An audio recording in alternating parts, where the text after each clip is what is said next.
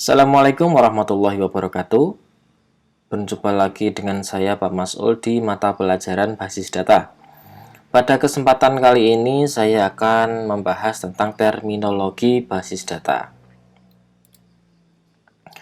Ada banyak istilah atau kosakata baru yang akan kita temui ketika bekerja dengan basis data. Untuk itu, pada pertemuan kali ini, saya akan menjelaskan beberapa terminologi basis data yang sering digunakan. Yang pertama adalah relasi tabel.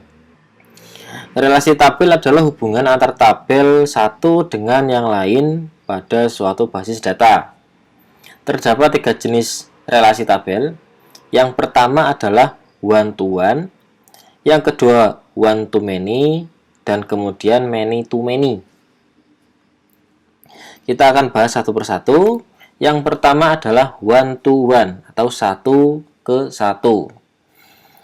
Relasi one to one adalah relasi yang mana setiap satu baris data pada tabel pertama hanya berhubungan dengan satu baris pada tabel kedua. Di sini sudah ada contoh, yaitu dosen dan jurusan. Di sebelah kiri ada tabel dosen dan di sebelah kanan ada tabel jurusan. Satu baris di tabel dosen hanya bisa berhubungan dengan satu baris di tabel jurusan. Nah, seperti ini adalah contoh dari relasi one to one. Selanjutnya yaitu one to many.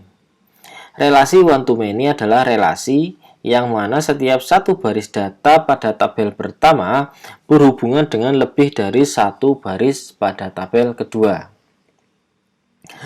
Pada contoh kali ini yaitu ada tabel dosen wali dan ada tabel mahasiswa. Satu dosen wali bisa memiliki lebih dari satu mahasiswa. Kemudian satu mahasiswa hanya bisa memiliki satu dosen wali. Kemudian beberapa mahasiswa bisa memiliki satu dosen wali yang sama. Jika di sekolah berarti satu wali kelas bisa memiliki lebih dari satu siswa. Satu siswa hanya bisa memiliki satu wali kelas. Dan beberapa siswa bisa memiliki satu wali kelas yang sama. Ini adalah contoh dari one to many. Kemudian many to many. Relasi many to many adalah relasi yang mana setiap lebih dari satu baris data dari tabel pertama berhubungan dengan lebih dari satu baris data pada tabel kedua. Contohnya yaitu tabel mahasiswa dengan tabel mata kuliah. Seorang mahasiswa bisa memiliki lebih dari satu mata kuliah.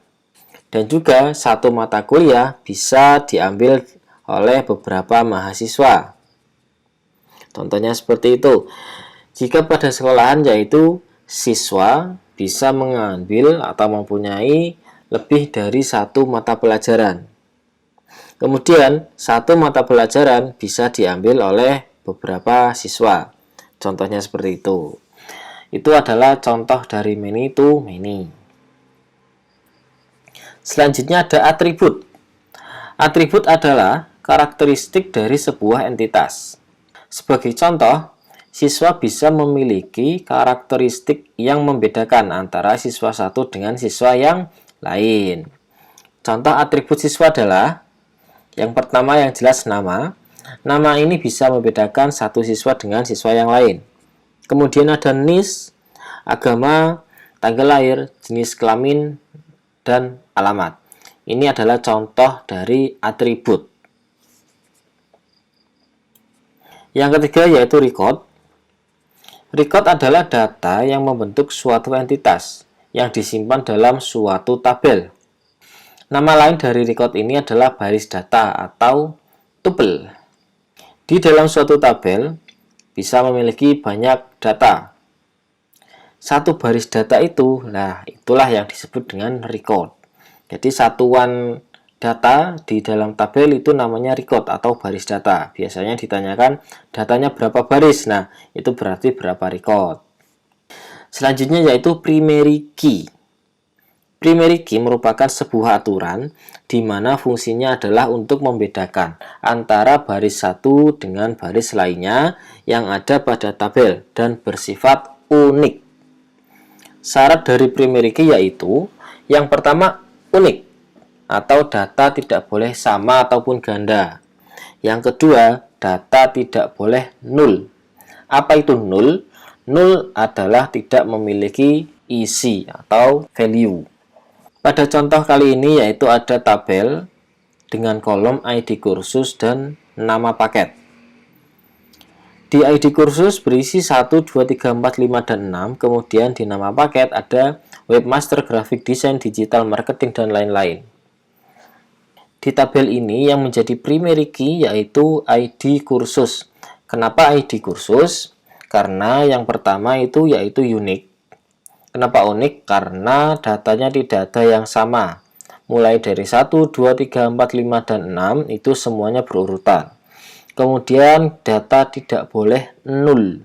Null yaitu tidak memiliki nilai. Kenapa? Karena untuk membedakan data satu dengan yang lain haruslah memiliki nilai yang unik. Begitu.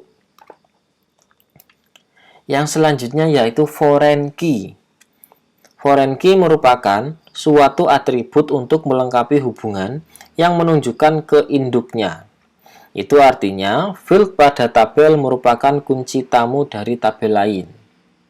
Pada contoh kali ini yaitu ada tabel kelas dan juga ada tabel siswa.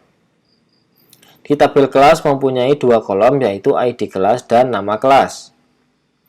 Di tabel siswa mempunyai kolom ID siswa, NISN, nama siswa, dan kelas. Primary key dari tabel kelas yaitu ID kelas, kemudian primary key dari tabel siswa yaitu ID siswa. Nah, kemudian di mana foreign key itu? Foreign key di kasus ini ada pada tabel siswa dengan kolom kelas. Kenapa?